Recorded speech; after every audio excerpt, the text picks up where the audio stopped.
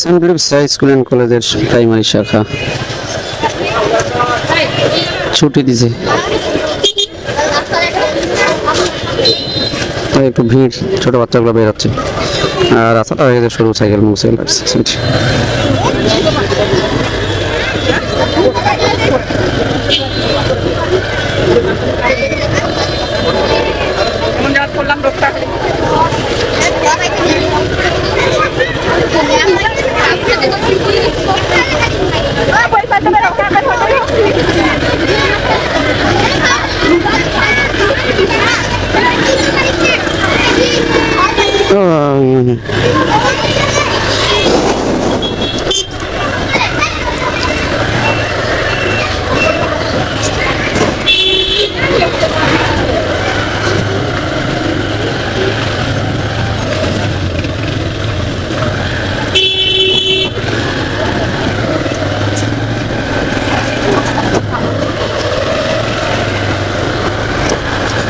অনেক দূর দূরান্ত থেকে আসে দেখি ছাত্রছাত্রীরা, প্রায় কমলপুর পার হয়ে ওই পাশ পর্যন্ত অটোগুলোতে আসে, আর এই দিক থেকে শহরের চতুর্দিক থেকে আসে।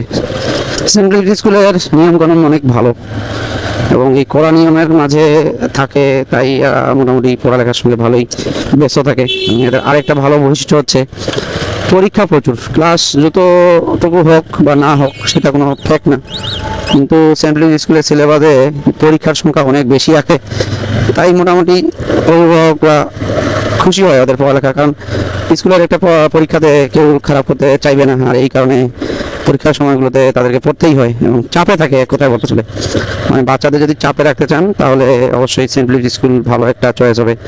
আর এখানে পরীক্ষা দিয়ে পরীক্ষার মাধ্যমে তারা ভর্তি নিয়ে থাকে, ভর্তি পরীক্ষা দিয়ে ভর্তি হইতে হবে। আর এই ফর্মগুলো যখন ছাড়ে তখন তুলে এগুলোতে ভর্তি পরীক্ষা একটা ডেট দিয়ে দিবে, সেই ডেট অনুযায়ী পরীক্ষা নেবে। তো আপনারা চাইলে আপনাদের সন্তানদের এই Saint Louis high school and কলেজের প্রতিষ্ঠানটিতে দিতে পারেন, ভালো। তাদের কোশ্চেন প্যাটার্নগুলো অনেক মানে জস কেন জানি আমার লাগে যে সিলেবাস অনুযায়ী কোশ্চেন হয়, ঠিক আছে সিলেবাস অনুযায়ী কোশ্চেন হয়, কিন্তু মানে এমন কোশ্চেন করে যা মানে বইয়ের একবারে নাড়ি ঘুড়ি যা আছে যদি না পড়ে একটা স্টুডেন্ট কখনোই ভালোভাবে মানে পূর্ণাঙ্গ অ্যান্সার দিতে পারবে না।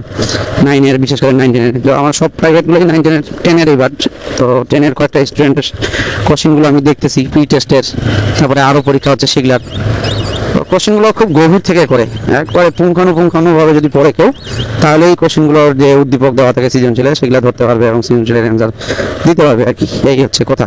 কিন্তু ভালো কোশ্চেনগুলো সমাধান যদি করতে পারে কেউ মজা হবে আর কি।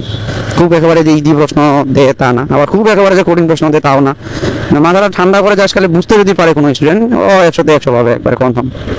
হ্যাঁ রোদ নাই রে ছোট।